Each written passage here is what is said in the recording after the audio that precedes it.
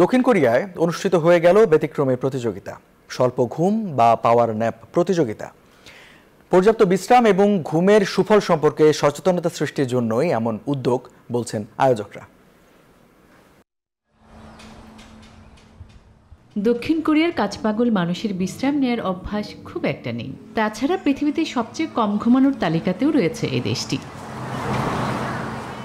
এমন আবহেই অনুষ্ঠিত হলো ব্যতিক্রমী এক আয়োজন, স্বল্প ঘুমের প্রতিযোগিতা বা পাওয়ার ন্যাপ কন্টেস্ট। রাজধানী সিওলের হ্যান রিভার পার্কে অনুষ্ঠিত হয় ভিন্ন ধারার এই প্রতিযোগিতা। আয়োজনে অংশ নেয় প্রায় 100 প্রতিযোগী। সাধারণত আমরা সপ্তাহ জুড়েই অনেক কাজ করি, ক্লান্ত হলেও ঘুমাতে পারি না। প্রতিযোগিতাটি দারুণ, ঘুমাতে পারবো শুনে এতে অংশ নিতে এসেছি। প্রত্যেক প্রতিযোগীকে ঘুমাতে হয়েছে 1.5 ঘন্টা।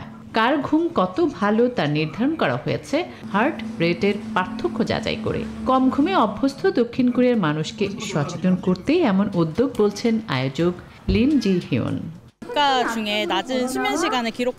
আশা করি আমাদের প্রতিযোগিতার মাধ্যমে মানুষের বিশ্রাম নেওয়ার বিষয়ে সচেতন হবে এবং ঘুমের সুফল সম্পর্কে সচেতন হবে। ঘুমের গুরুত্ব সম্পর্কে ধারণা দেওয়ার লক্ষ্য আমাদের। ফিনল্যান্ড, নেদারল্যান্ডস, অস্ট্রেলিয়ার নাগরিকরা পর্যাপ্ত ঘুমালেও দক্ষিণ কোরিয়া ও জাপানের বাসিন্দাদের ঘুমের রেকর্ড সবচেয়ে কম। আসমাতুলি, নিউজ 24।